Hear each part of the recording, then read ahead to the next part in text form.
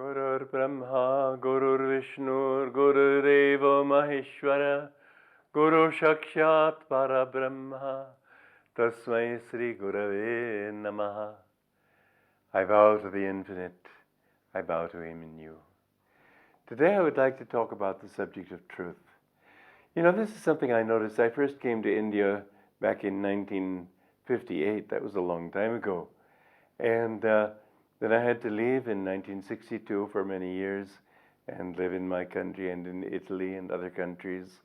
But I noticed then, even more than now, that there were many people who took the influence of Mahatma Gandhi, who was a very rigidly truthful man, but took it in a wrong way, in the sense of speaking unpleasant truths. There was a system in America called EST, which also taught you to be truthful, but always truthful in terms of making other people face themselves instead of themselves. There was this one man I knew, he was a very fine man actually, but he'd been a student of EST. And he had a daughter. She was 17 years old, and of mixed parentage. Her father had been an American black soldier. Her mother had been a Korean, which meant she was essentially an outcast in her own country. And he very kindly took her and a few others in because he couldn't have children of his own and his wife, and so he took them in. Well, this girl had been through a great deal of hardship in her life, and at the age of 17 she hadn't overcome these things. She was a beautiful girl and a fine person, but she had many things she still had to work with. One day she was going to school on her bicycle, and she fell off the bike fell, and she was lying there huddled on the pavement. And it was a moment when the poor girl, she'd been through so much. There's a time when you want to be sympathetic to people. But this man, thinking she must be truthful with herself, trying to make her face herself, he leaned down over her and he said, "Now, what is it in you that made you want to fall?" And tried to get her to confront herself. Well, there's a time for that, and this was not that time. She just wept all the more, poor girl. Well, we've got to understand that truth basically is a beneficial truth. This is what Gandhiji was. He was always gracious. And those who were true disciples of his are that way. But too many took his lessons in a wrong way, trying to get others to confront them. So as this same man, there was something he felt that I needed to learn. And I'm always happy to learn. Well, he one time told a friend of mine that he wanted to tell me these things whenever we got a chance to meet. And so when we did get a chance to meet, he sat me down and started confronting me with these things that I needed to overcome. And I saw instantly that he was right, and I agreed with him. And I thanked him. That wasn't what he wanted. He wanted to be triumphant over me. He didn't want me to agree. He wanted to beat me into the ground with his truth about me. That's not the way to do it. After an hour of his continuing to pester me with these things, I said, "Look, I agreed with you. I know you're right. I thanked you. What more can I do?" But it's funny how people are. They, in the very name of truth, they try to get away from the basic truth they have to face in themselves, which is the truth of themselves. What he was trying to get me to do was a very simple thing, actually, that I had always been trying to take care of our community, and sort of like the father, I was the one who felt that I had to earn the money for it and so on, and he was saying they've got to let them grow up and let them take charge and not feel that you have to earn everything and solve all the problems that are more serious yourself. You've got to give them a chance. Well, he was right. And in fact, he helped me that way very much. I was grateful to him. But why couldn't he turn his critical faculty more inward upon himself?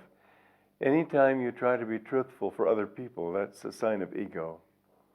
So anyway, this is saying number 286 in this book. That a fellow disciple of mine had caused someone considerable inconvenience by revealing, in answer to a question, something that hadn't needed to be said.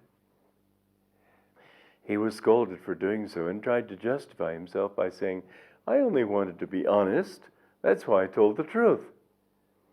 The matter was later reported to the master, who commented indignantly, "Supposing someone came to me with the Holy Bible, the Bhagavad Gita, and every great scripture in the world, and said to me, 'If I tell you something, will you swear on these sacred books never to repeat it to anyone what I've said?' And supposing I replied in good faith, 'Yes, yes, I promise,' and then supposing further he told me, 'I've just put a rattlesnake in so-and-so's bed,' what would I do? It would have been wrong on my part to promise, but should I then compound that mistake by saying, 'Oh dear, I promised, now I must say nothing'? Which is worse, to break a promise or to let someone be killed when I'm in a position to save him?' Of course I would speak out. Imagine that boy causing serious trouble, then trying to justify himself by saying he only wanted to tell the truth. Truth is always beneficial. Boone wasn't, that was the name of the boy, wasn't telling the truth, for what he did resulted in harm.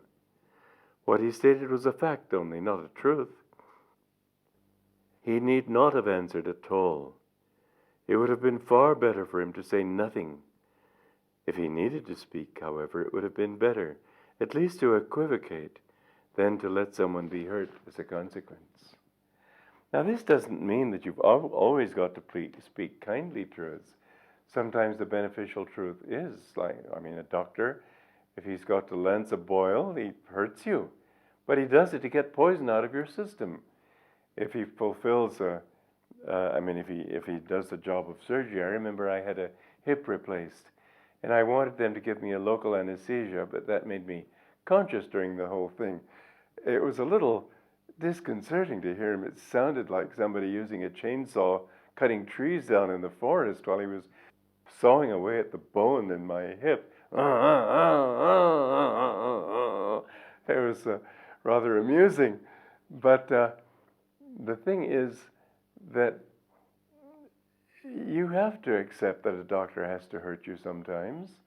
That didn't hurt particularly, but the sequel hurt, unfortunately. Luckily, I was conscious, and for some reason, they'd hit a gutter, you might say, and I lost 50% of my blood, and fortunately, I was awake, and I said, I'm suddenly not feeling very well, and the anesthesiologist looked at the gauge and said, "Oh my God," he hadn't been looking at it closely enough, which was his fault, of course, but they had to put me in the intensive care unit for a day or two, but it was just one of those things you go through.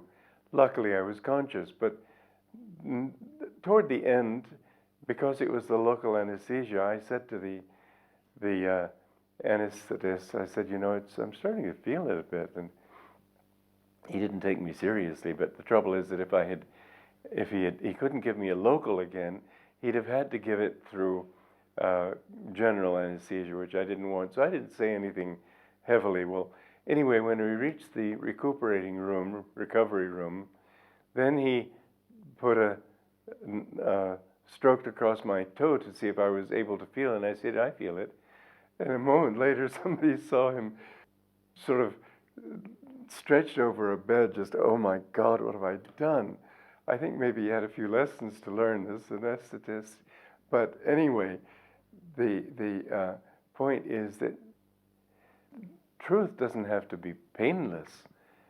My guru sometimes could be very strong with people. He didn't want to hurt their feelings, though. There was one time it's in this book too, an account where he was invited to a place where they served what they called unfired foods. It was all raw food. Well, something about food faddists is, I've noticed this repeatedly, that they tend to feel virtuous if they give you totally unpalatable food. And they wanted him afterwards to say what he thought of their food. He said, "Please don't ask me." And they kept insisting. And so finally he said, "Well, if you insist, I'll tell you. I have to speak the truth." He said, "The truth is I've never eaten worse food in my life." But he said, it's not only not tasteful, it's unscientific. It's not properly balanced. And they said, "Oh, you don't know what you're talking about." He said, "Listen, if you don't change what you're doing, within 15 days, someone will die here because of the diet that you're giving them." And in fact, that happened. 15 days later, somebody died, and the place had to be shut down. But yes, he did speak the truth when he had to. The thing is, he didn't want to speak an unpleasant truth, but he always spoke the beneficial truth. That was the point. As a guru, he had to tell us things that we didn't like to hear. But he didn't ever flinch from that. When you speak the truth, however, be more concerned about where do you fit into the picture. Other people are not your concern. If you're the guru, then you're the doctor. The doctor has to make other people his concern in their physical health, well-being, their physical health. And the spiritual guru, his duty is to help you to find out what you are doing wrong so that you can grow. On the other hand, my guru would never tell anybody unless they asked him to tell him.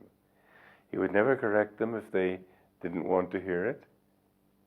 But if they did, he didn't hesitate. That was his job. But it was the beneficial truth because it was the truth you needed to hear.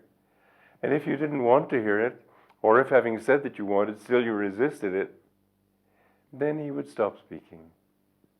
He saw everything. He didn't have to say anything. He didn't say anything usually, but he saw people where they were. I remember one time somebody said something that was such an obvious sort of, the man, it was a new fellow. He was the father of one of the nuns in the ashram there. Colonel Baker, his name was.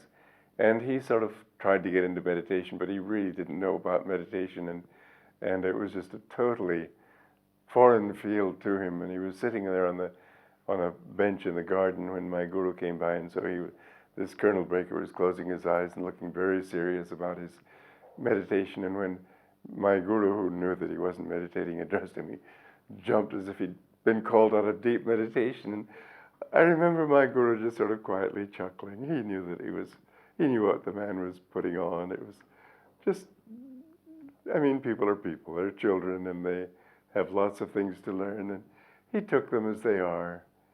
He didn't say anything as a rule.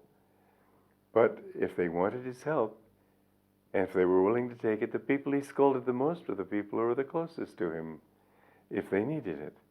But he never scolded if they didn't need it. He was there only to help us.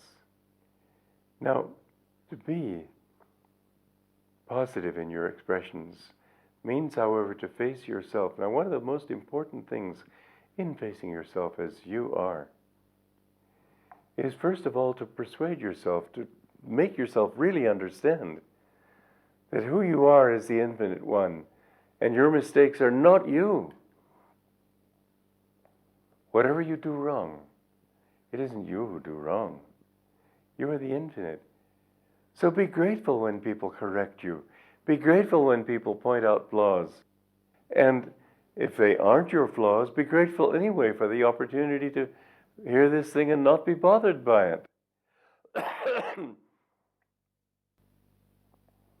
When you are on the spiritual path, and if you do good, it's one of the ironies of life. The more you try to help other people, the more you try to do good in this world, the more people will be jumping on you to try to pull you down and try to tell you how wrong you are.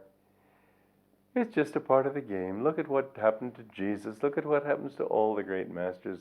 They get gossiped about. They get talked against. People try to hurt them. It's just a part of it. It doesn't happen to everybody, but it is a very general thing. As Jesus Christ said, if you give up, if you leave father, mother, brother, wife, husband, sister, everybody, for my sake, you will have 100-fold. And persecution. And my guru said, you'll not get away from persecution. That's just part of what it's all about. God wants to be sure that you really want him and only him. But in the end, when you realize that you are he, you see that nothing that people can say about you means anything. Mind you, they're usually wrong anyway, let's face it. How many people are right about things? Let it be. When they praise you, don't take it seriously. Say, he's the doer. When they blame you, say, well, he did it through me. You will see, and this is what I found when I was in this courtroom, and they were doing their best to destroy me, really destroy me. In fact, the lawyer opposed to me said, "I will destroy him." And he said it with great anger. And I just thought, Divine Mother, this is your show. You can take away everything, but nobody can take away my love for you. Be truthful with yourself. But that truthfulness means, above all, knowing what you're looking for in life, knowing what you want. That truth can never die. That truth is who you are. You are a part of the infinite, and all the other things are just shadow play. They have no meaning in your life. You are He. Joy to you.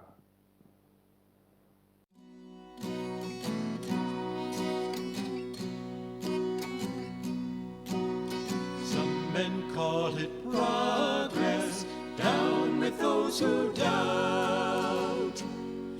To join the causes others join, and shout when others shout. Come, you're a man, no passive stone. Stand up and call your soul your own. Go on alone, go on alone. Banish weakness, go on alone. Go on alone, go on alone. Don't look back, just go on alone.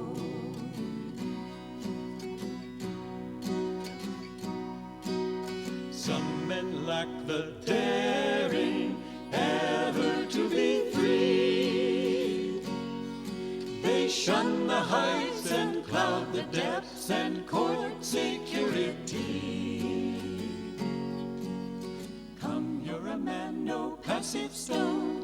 Stand up and call your soul your own. Go on alone, go on alone. Banish weakness, go on alone. Go on alone, go on alone. Don't look back, just go on alone.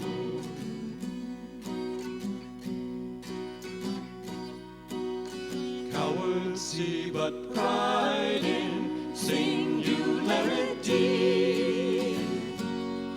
Oh, never mind if men are wrong, so long as they agree. Come, you're a man, no passive stone. Stand up and call your soul your own. Go on alone, go on alone. Banish weakness, go on alone.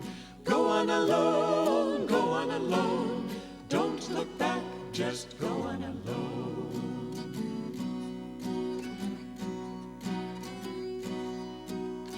Claim the power within you, error to defy.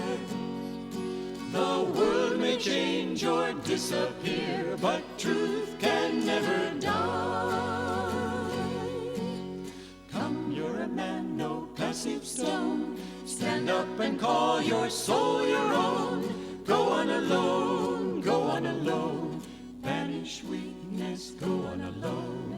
Go on alone, go on alone. Don't look back, just go on alone.